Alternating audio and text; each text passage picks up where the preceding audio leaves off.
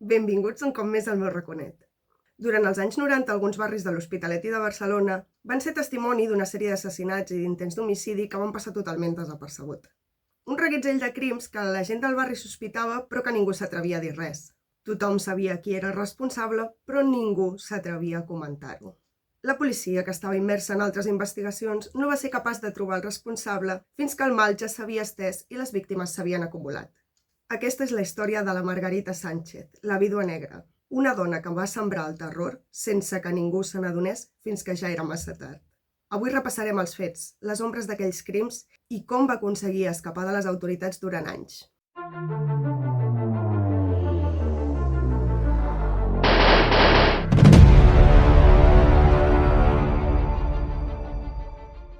Sabeu que habitualment aquí al cas expliquem els casos amb un ordre concret. Primer sempre us presento les víctimes i a poc desenvolupem els fets fins que arribem al final.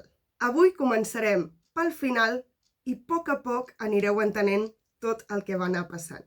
Ens situem a l'Hospitalet, el 1995. En una de les comissaries arriben dues denúncies que fan saltar totes les alarmes. Les dues tenen un patró calcat i han passat al mateix barri. La primera la posa Piedad Hinojo, una senyora de 67 anys que acusa la seva veïna d'haver-la enverinat i haver-li robat 7.000 pessetes mentre ella estava ingressada a l'hospital. La segona denúncia la posa Antonio Cerqueira i el que denuncia és molt semblant. La Margarita li ha robat 20.000 pessetes mentre ella estava ingressat a l'hospital. Tot era massa sospitós i hi havia masses coincidències. Mateixa persona implicada, mateix modus operandi, mateix delicte. Així que la policia decideix entrevistar-se amb els dos denunciants per obtenir una miqueta més d'informació. El primer al qui entrevisten és el senyor Cerqueira, que els explica que es portava molt bé amb la Margarita perquè els seus fills, el de la Margarita i el del senyor Cerqueira, eren molt amics i al final les famílies s'havien acabat apropant. Un dia d'agost la Margarita va organitzar un dinar entre les dues famílies per veure un partit de futbol tots plegats. L'Antonio comenta que aquell dia tenia una gana ferotge i va començar a menjar-se la paella com si fos un animal. Així que li va agafar molta set i la seva cosina li va portar un got de calimotxo que havia preparat la Margarita. En pocs minuts, l'Antonio es va començar a marejar, li costava respirar i el van haver d'estirar en un llit. En breus es va quedar sense consciència i un dels seus fills va trucar de seguida a una ambulància perquè se l'emportessin a l'hospital. L'Antonio va estar uns dies ingressats i li van fer 1.000 proves, però els metges no van trobar res que els fes sospitar d'aquella reacció tan sobtada. Finalment es va recuperar, va tornar a casa i tot va quedar com un ensurt. Però dies després l'Antonio va anar al banc per actualitzar la seva cartilla i va veure una retirada de 20.000 pessetes just el dia que havia ingressat a l'hospital. L'Antonio, des d'un primer moment, ho va tenir claríssim i va pensar que havia estat la Margarita. La segona persona a la que entrevisten és a la Piedad, que explica que aquell 23 de setembre de 1995 havia quedat per fer un cafè amb la Margarita i que mentre estaven prenent el cafè ella es va començar a trobar molt malament i va perdre la consciència. Uns dies més tard, la seva filla Mercedes, que viu a uns 40 quilòmetres de Barcelona, rep una trucada estranyíssima. Una noia jove que es presenta com a Sònia Navarro, us avanço que és la filla de la Margarita, la truca per dir-li que fa dies que no veuen a la seva mare i que estan preocupades, que si pot venir a veure si ha passat alguna cosa. Total, que la Mercedes es preocupa i evidentment va cap a l'Hospitalet per veure què ha passat amb la seva mare. Quan arriba a l'edifici se n'adona que la porta de la seva mare està tancada però que no té la clau posada per dins, que normalment la seva mare sol fer això, i quan entra es troba la seva mare inconscient estirada al terra. Portava 3 dies allà tirada i estava en coma. La Piedad va estar 23 dies ingressada a l'hospital i quan li van donar l'alta i va anar a l'hospital es va adonar que algú li havia tret 7.000 pessetes del compte. I la Piedad també ho va tenir claríssim. Havien estat la Margarita i la Sònia perquè eren les últimes persones amb les que havia estat abans de perdre la consciència. A més que ja tenien molt mala fama al barri i el banc els ho van confirmar. Feia 10 minuts que havien marxat per la porta perquè aquell dia tocava cobrar la pensió i l'havien intentat retirar. La policia no té cap prova per detenir la Margarita, tampoc poden ignorar les dues denúncies. Així que decideixen investigar-la. Qui és aquesta dona i què ha fet els darrers anys? Així que decideixen parlar amb la gent del barri on viu la Margarita i la seva filla i el que descobreixen els deixa glaçats. La Margarita té una reputació terrible i tothom li té moltíssima por. I la policia es troba de sobte amb una persona que té atemorit a tot un barri, que presumptament podria haver comès delictes i que fins i tot té el malnom de la viuda negra. I el més inquietant de tot és que ningú fins a aquell moment havia dit res oficialment, no hi havia cap denúncia. És en aquell moment quan la policia veu la magnitud de la història i escolta rumors que apunten a possibles assassinats que decideixen investigar-ho més en profunditat. Per entendre el que van anar descobrint els agents al mateix temps que ells, hem de tirar uns anys enrere. La Margarita Sánchez va néixer a Màlaga un 26 de desembre de 1953, amb una família amb dificultats econòmiques i amb bastants integrants amb problemes d'alcohol.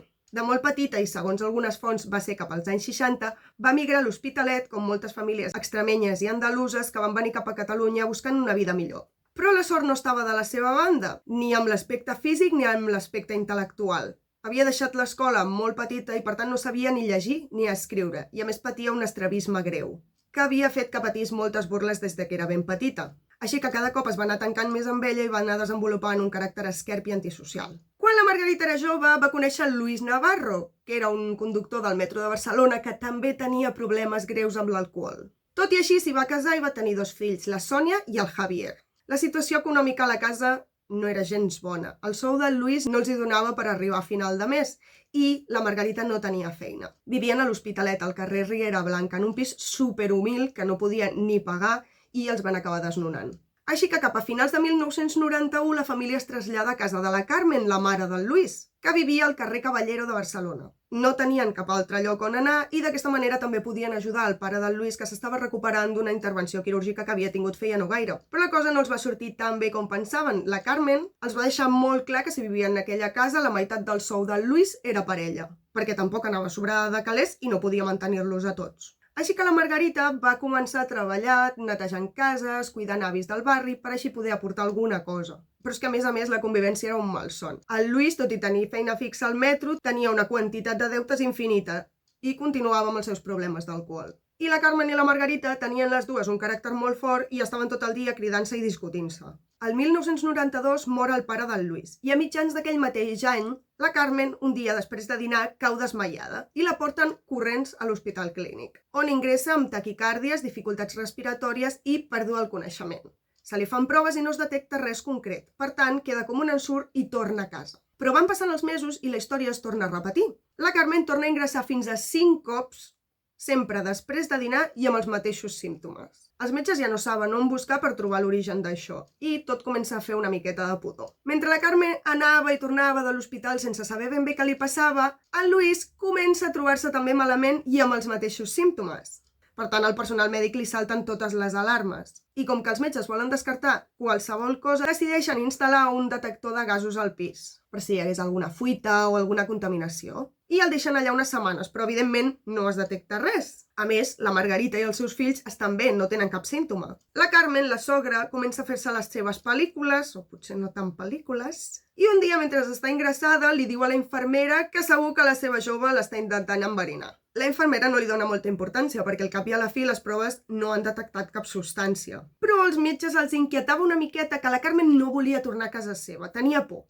Així que li fan una valoració psiquiàtrica i el diagnòstic va ser que la Carmen arrossegava un conflicte familiar molt seriós i que era molt millor per ella ingressar-la en una residència perquè no patís tant d'estrès. Evidentment, i com era d'esperar, els metges van interrogar la Margarita per veure com era aquesta convivència familiar i per saber per què la seva sogra l'havia volgut acusar d'aquesta manera. Però ella va assegurar que no tenia ni idea de res, que no entenia què estava passant, ni tampoc per què la seva sogra feia aquestes acusacions tan greus, perquè al cap i a la fi, quan ells dos es posaven malalts, qui s'havia de fer responsable de tot era ella mateixa. I justament l'estiu de 1992, mentre la sogra i el seu marit estaven ingressats, la Margarita fa amistat amb una veïna, la Rosalia. La Rosalia tenia 70 anys i era una dona bastant coneguda a les Corts perquè vivia com una indigent, sempre estava remenant les escombraries i sempre recollia tot el que hi veia. Qualsevol que l'hagués vist hagués pensat que no tenia casa, però res més lluny de la realitat. Un dia de juliol li va demanar a un veí seu que, si us plau, li instal·lés un pany a la seva porta i aquella tarda, quan el veí va pujar per instal·lar-li, se la va trobar estesa al terra. Va ingressar a l'Hospital Clínic amb una insuficiència respiratòria i pocs dies després la Rosalia moria per una embòlia pulmonar. Una mort totalment natural, tenint en compte la seva edat. Pocs dies després, una amiga de la Rosalia va anar al banc per informar de la seva mort. I la policia, mentre investigava, va veure que la Margarita havia fet durant aquells dies 2 ingressos al seu compte, que sumaven 600.000 pessetes des del compte de la Rosalia. I ho van confirmar els propis treballadors del banc, que sí, que havia anat allà a treure diners, però ningú ho havia denunciat oficialment. I ara ens situem entre l'agost i l'octubre del 92. La sogra, casualment, des que estava ingressada a la residència, no havia patit cap més atac. En canvi, en Luis, que seguia vivint amb la Margarita, sí que tenia problemes respiratoris. Estava molt dèbil i molt prim, i en qüestió de pocs mesos havia ingressat moltíssimes vegades a l'hospital. El 18 d'agost, mentre passejava per Travessera de les Corts, el Lluís va caure a terra desplomat per un infart. El van ingressar d'urgència i 2 mesos després, el 26 d'octubre, va morir. Amb aquesta ja són 2 morts properes a la Margarita que moren després de patir símptomes similars. Tot i així, la mort del Lluís també es va catalogar com una mort natural perquè va ser causat per l'infart. Així que després de la mort del seu fill, la Carmen ja no tenia cap necessitat de tenir a la Margarita i els seus fills a la casa, així que va decidir fer-los fora. La Margarita i els nens van tornar al barri de sempre i es van instal·lar a casa de la Josefa, la germana de la Margarita, on també hi vivia el cunyat de la Margarita, en José, al mateix carrer Riera Blanca on havien viscut anys abans. Ens situem a principis de 1993 i, oh sorpresa, la convivència en aquella casa tampoc era bona. El José, el cunyat, feia poc que havia perdut la feina, era alcohòlic i a sobre tenia un amant. La Margarita, que comptava amb una pensió d'orfandat dels 2 nens i la seva de viudetat, va començar a fer una miqueta de les seves. Es dedicava a estafar gent al metro. Anava explicant que havia enviudat i intentava vendre electrodomèstics a preu de saldo dient que venia d'una fàbrica que liquidaven. Però tot això era mentida. Quan la gent feia la paga i senyal, ella desapareixia i els productes no arribaven mai. De fet, entre les víctimes d'aquests enganys hi ha alguns dels excompanys del seu marit. Així que van denunciar el cas. I el resultat quin va ser? Tornar les 89.000 pessetes que havia estafat i 30 dies d'arrest. I mentre tot això estava passant, al maig de 1993, en Manuel Díaz, el veí del 7è pis de la Margarita, també alcohòlic i amb qui havia fet certa amistat, va morir per una intoxicació a la sang que els metges un cop més van considerar com a mort natural. Jo sé el que esteu pensant. Una mort és casualitat. 2? Bueno. Però 3? L'únic que es va saber és que la dona del Manuel li havia comentat a la seva germana que una dona de l'escala, la Margarita, en saber que el Manuel era alcohòlic, li va recomanar uns polvos que tenien un medicament que ajudava a deixar de beure. Ja tenim un possible fàrmac. 3 morts amb característiques similars i 2 d'elles eren alcohòlics. Casualitats? Potser no tanta. El 9 de juliol de 1993, el José, el cunyat de la Margarita, que mai havia tingut problemes de salut més enllà de l'alcoholisme, va haver d'ingressar a l'Hospital de Bellvitge per un quadre confusional. Durant el mes següent va ingressar fins a 5 cops més. I finalment, el 14 d'agost, el José va morir per una malaltia anomenada síndrome de Wernicke, que és un trastorn cerebral causat per un dèficit de la vitamina B1. Per tant, una altra vegada es va considerar una mort natural, però el que va fer sospitar la policia, sense oblidar que ja hi havia 4 morts relacionades amb la Margarita, va ser que en José feia poc havia perdut la feina i havia cobrat la liquidació i 2 nòmines pendents. Això sumava més o menys 750.000 pessetes. I d'aquestes, 450.000 havien estat retirades progressivament del seu compte, justament cada vegada que ingressava a l'hospital. I jo sé que vosaltres sou prou llestos, ho esteu pensant. Qui anava a retirar els diners, evidentment, era la Margarita. I amb tot això, ja estem a 1995, que és quan passen els intents d'assassinat del senyor Cerqueira i de la Piedad. A la policia realment els hi sorprèn que en tots aquests anys ningú hagués denunciat res.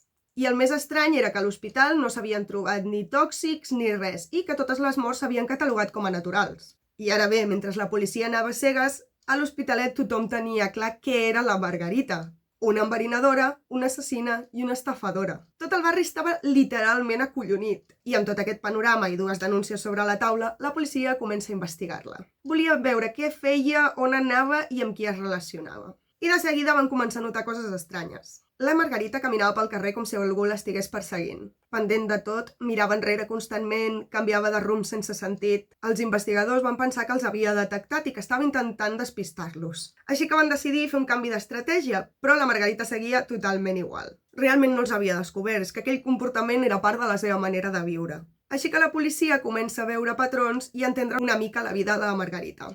Una dona que viu amb tensió constant i una mania persecutòria que fa que es pensi que tothom la mira i que tothom la persegueix. I mentre la vigilant, al barri de les Corts apareix una prova clau per la investigació.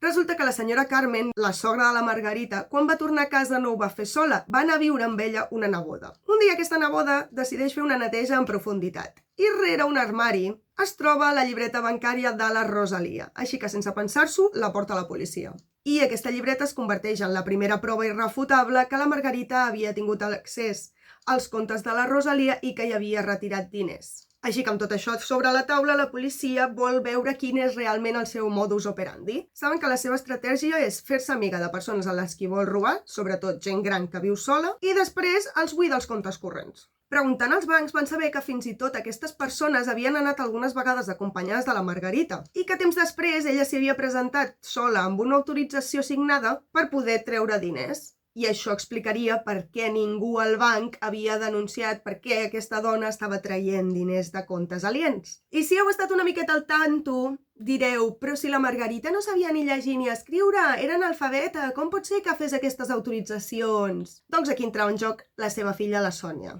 Tot i ser petita, ajudava la seva mare amb el tema dels electrodomèstics inventats. A més, era ella qui feia les autoritzacions per la seva mare. Tremendo duo dinàmic. Tot això encara generava una miqueta de dubtes a la policia, perquè sí, podien demostrar que la Margarita era una estafadora i que robava diners, però com ficaven aquí el tema dels enverinaments? On encaixava la possibilitat de que ella fos una assassina en sèrie si totes les morts s'havien catalogat com a naturals i no hi havia rastres de químics? Doncs bé, en aquest seguiment que li van fer a la Margarita, mentre ella entrava a les botigues, alguns investigadors entraven en aquestes per interrogar els venedors. I en una d'aquestes van entrar en una farmàcia. El farmacèutic els explica que feia un temps la Margarita havia anat amb una recepta que era pel seu marit, que era alcohòlic. El detall important és que el seu marit era mort des de feia ja temps. Recordeu que la vídua d'en Manuel havia comentat que la Margarita li havia donat uns polvos que ajudarien el seu marit a deixar de beure? Doncs sí, el que feia servir la Margarita era un medicament d'aquests normals que ajudaven a la gent a deixar de beure. I la policia comença a lligar una mica caps i se n'adonen que 3 persones de les 4 eren alcohòliques, que 3 de les 4 víctimes eren alcohòliques. Així que decideixen investigar el medicament per veure si podria provocar la mort en segons quins casos. Però es troben amb un medicament completament inofensiu. No podia ser la causa de cap mena de mort. I perquè el medicament arribés a ser perillós, hauries de prendre't com mig cubell, una cosa impensable. Ens situem ja el 17 d'abril de 1996. La policia estava super desesperada amb aquest tema de les morts i va aconseguir convèncer el jutge perquè autoritzés l'entrada al pis de la Margarita. Quin era l'objectiu? Trobar el verí que feia servir. Durant l'escorcoll es van trobar algunes joies, la cartilla de la Piedad, del senyor Cerqueira i altres papers amb signatures que pertanyien a gent que ja havia mort. Però no hi havia res del verí, ni rastre. Ja ho donaven pràcticament per perdut. Però van decidir investigar per última vegada el medicament aquest de l'alcoholisme perquè és que realment era l'únic que tenien. Van descobrir que aquell medicament era d'origen americà, així que van decidir contactar amb l'FBI. Els americans els expliquen 2 coses claus. La primera, que els components d'aquest medicament tenen la peculiaritat de que desapareixen entre 24 i 48 hores després de prendre el fàrmac. I segon, que tot i no ser tòxic ni mortal, en un principi podria provocar la mort en alguns casos. En quins casos? Persones amb problemes cardíacs previs. Aquest fàrmac el que feia era empitjorar l'estat i podien provocar un infart. I amb tota aquesta informació, la policia per fi pot acusar a la Margarita no només d'estafa, robatori, sinó de 4 assassinats i 3 intents d'homicidi. Així que el 19 de juny de 1996, la Margarita Sánchez i la seva filla Sònia són detingudes. Com que la policia volia tirar-se moltes floretes, van convocar una roda de premsa per anunciar la detenció de la Margarita i de la filla. I van vendre aquest arrest com la detenció de l'assassina en sèrie més important de la història policial espanyola. I entre aquell 19 de juny i l'inici del judici el 6 de novembre de 1997, la llegenda de la Margarita no va fer més que créixer com l'espuma. Com hem dit, el 6 de novembre de 1997 comença el judici contra la Margarita i la seva filla. La fiscalia va forta. Demana un total de 80 anys de presó per la Margarita. D'aquests, 56 eren per 5 delictes d'assassinat, tant els consumats com els intents. En el cas del Manuel, el veí del setè, no hi havia prou proves per acusar-la d'aquest cas. I pel seu cunyat només la podien acusar de falsificació documental. I els 24 anys restants que falten en aquesta condemna corresponien a tots aquests delictes d'estafa i robatori. Que, informació per vosaltres, amb totes aquestes estafes, la Margarita s'havia embutxacat 1.600.000 pessetes, que serien uns 10.000, 12.000 euros avui en dia. Com era d'esperar, la Margarita es va declarar innocent i va intentar justificar per què tenia la documentació de la Piedad i alguns altres documents bancaris d'altres persones. Al final va acabar reconeixent que sí, que havia estat a casa de totes les víctimes, va reconèixer que tant el seu marit com a la sogra, com a la Piedad, com al senyor Cerqueira els va administrar el medicament I pel que fa al robatori de diners, tant ella com la seva filla van reconèixer totalment els càrrecs que se'ls imputaven. El 29 de gener de 1998, per fi es va dictar sentència.